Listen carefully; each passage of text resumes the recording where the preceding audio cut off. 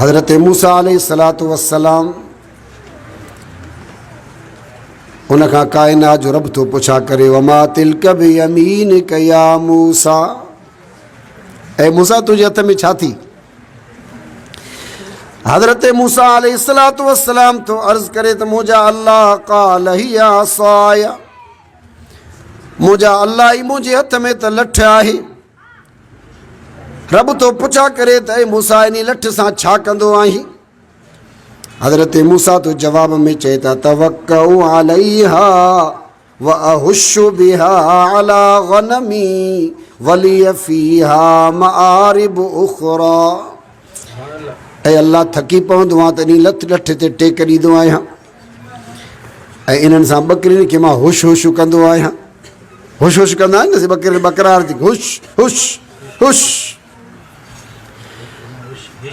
जेकॾहिं असां इन ई लठ जे ज़रिए मुंहिंजा अल्लाह को रस्ते में का बला अची वञे, का नांग अची वञे, को मुज़ी जानवर अची वञे त उन्हनि खे बि मारे फिटी करे असां छॾींदा आहियूं। ऐं इन मां केतिरा ई ॿिया फ़वाइद आहिनि, मां अल्लाह इन खां वठंदो रहंदो आहियां। अल्लाह तो फरमाए त मूसा जेका लठ जा एॾा तूं फ़ाइदा थो ॿुधाए अलक़ि मा फ़ी यमीनिक, एॾा फ़ाइदा, हाय शाबाश, पोइ भला इन खे उछल त सही।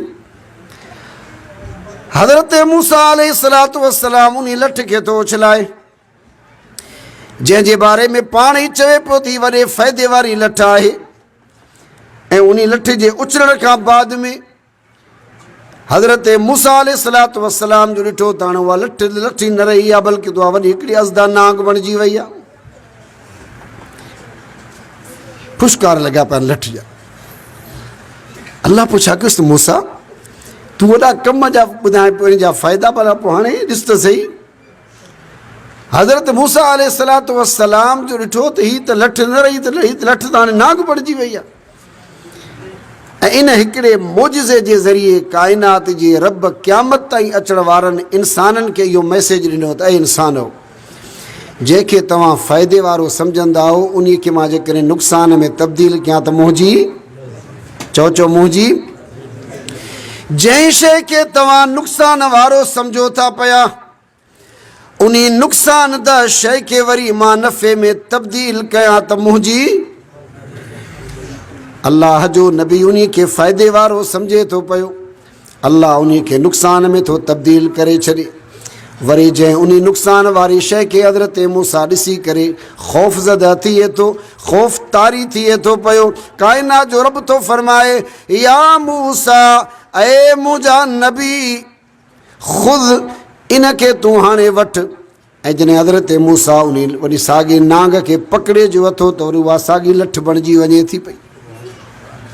अल्लाह चए थो मुंहिंजी मर्ज़ी आहे, हाणे इहो तुंहिंजे लाइ मोजिज़ो आहे। इन ई लठ जे बुनियाद ते वक़्त जी सल्तनत खे, वक़्त जे हुक्मराननि खे ऐं मूसा बसि इन लठ सां हकलींदो रहो। ऐं पोइ हर मोड़ ते उन अल्लाह जे नबी इन लठ जो इस्तेमालु कयो आहे।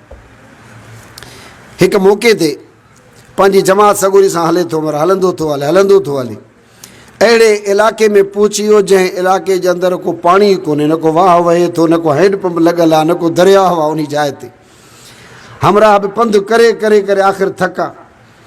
उन जी मूसा हाणे त मरी वियासीं, पाणी कोन्हे, उञ लॻी आहे, वञूं कारे। वइज़ इस्तस्क़ा मूसा लिक़ौमिही, मूसा जी क़ौम जूं रड़ियूं निकिरी वञनि थियूं पियूं, साईं पाणी ॾे पाणी, हाय पाणी, करे करे असांजो दरिया बि सुकी वेंदो आहे। सिंध जे माण्हुनि जूं रड़ियूं हूंदियूं त हाय पाणी, ज़मीन खे पाणी जी ज़रूरत आहे, थर खे पाणी जी ज़रूरत आहे।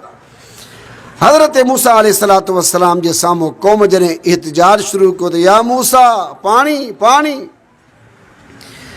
अल्लाह तो फरमाए त मूसा अहिड़ी जाइ ते जिते पाणी जो को चश्मो ई कोन्हे, जिते पाणी जी का बूंद ई कोन आहे, हाणे साॻी तुंहिंजी उहा लठ आहे, इन लठ खे इस्तेमालु तुंहिंजो करणु कमु आहे।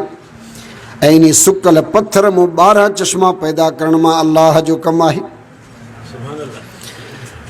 उन पत्थर ते लठ हणणु तुंहिंजो कमु आहे ऐं उन पत्थर मां वरी 12 चश्मनि जो पैदा करण वारो मां अल्लाह आहियां। हज़रत मूसा अलैहिस्सलातु वस्सलाम उन्हीं चश्मे उन्हीं पत्थर के जो लठ वहाए कॾी फन फजरत मिन हुस्नता अशरत आईना, पत्थर में पानी निकरी आयो। रब तो फरमाए जिते तव्हांखे का शइ नज़र ई न अचे उते मां तव्हांखे पानी पैदा करे ॾियां त मुंहिंजी पानी अची वियो ऐं माण्हुनि पानी पी करे ढो कयो, थेला ॿेला भरियो, थां बामरान भरे छॾिया। साॻियो ई काफ़िलो हलंदे हलंदे वरी दरिया जे किनारे ते अची वियो। दरिया पंहिंजी मौजुनि में आहे।